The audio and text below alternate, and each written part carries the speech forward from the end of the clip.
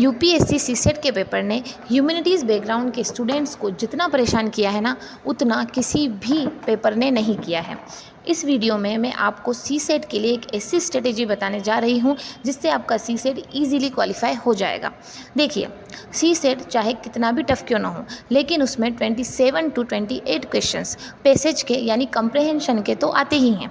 तो अब मेरी स्ट्रेटेजी क्या है?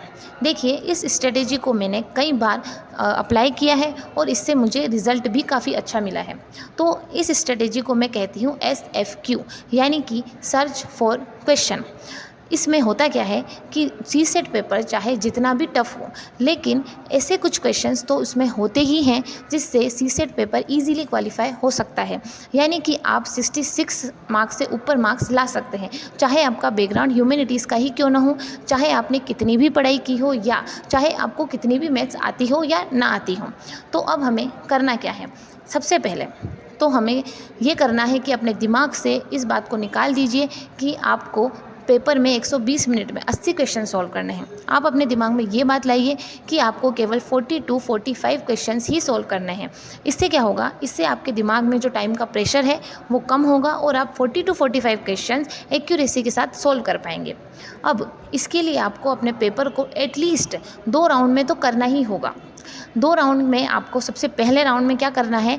आपको सबसे फर्स्ट राउंड में कंप्रहेंशन को सॉल्व करना है। कंप्रहेंशन के क्वेश्चंस आपको सॉल्व करने हैं, वो भी एक्यूरेसी के साथ। किसी और क्वेश्चन को आप हाथ भी मत लगाइए, आप उन्हें देखिए ही मत, क्योंकि इससे आपका टाइम वेस्ट होगा और कुछ नहीं होगा। तो आपने अगर कंप्रहेंशन के क्वेश्चन आप सॉल्व कर लिए तो उसमें 27 to 28 क्वेश्चंस में से आपके 24 क्वेश्चंस तो सही हो ही जाएंगे। इसके बाद आपको सेकंड राउंड पे आना है। सेकंड राउंड में आपको वे क्वेश्चन सॉल्व करने हैं जो बहुत इजीली सॉल्व हो सकते हैं या कुछ ट्रिक्स लगाकर सॉल्व हो सकते हैं, जैसे कि एवरेज, परसेंटेज, या फिर रीजनिंग के क्वेश्चन, या फिर सीरीज़ वगैरह के जो क्वेश्चंस होते हैं आपको वो सॉल्व करने हैं। ऐसे आपको 10 to 12 क्वेश्चंस मिल जाएंगे। सेकंड राउंड में आप उन क्वेश्चंस को बिल्कुल भी हाथ मत लगाइए जो आपको पढ़ने पर समझ ही नहीं आ रहे हैं या जिनके कैलकुलेशन में आपको काफ़ी ज़्यादा टाइम लगेगा। इससे क्या होगा? इससे आपका टाइम वेस्ट होगा और जो क्वेश्चंस ईजी हैं आप उन्हें ढूंढ भी नहीं पाएंगे, और अगर ढूंढ भी लेंगे तो उसको आप गलत सॉल्व करके आएंगे। तो देखिए, आपके यहाँ तक 2 राउंड हो जाते हैं। अब 2 राउंड के बाद अगर आपके पास टाइम बचता है तो आप ऐसे क्वेश्चंस को हाथ लगाइए जिसमें थोड़ा बहुत कैलकुलेशन करके आप उनको सोल्व कर सकते हैं। तो इससे आपके बोनस मार्क्स मिलने की संभावना बढ़ जाएगी।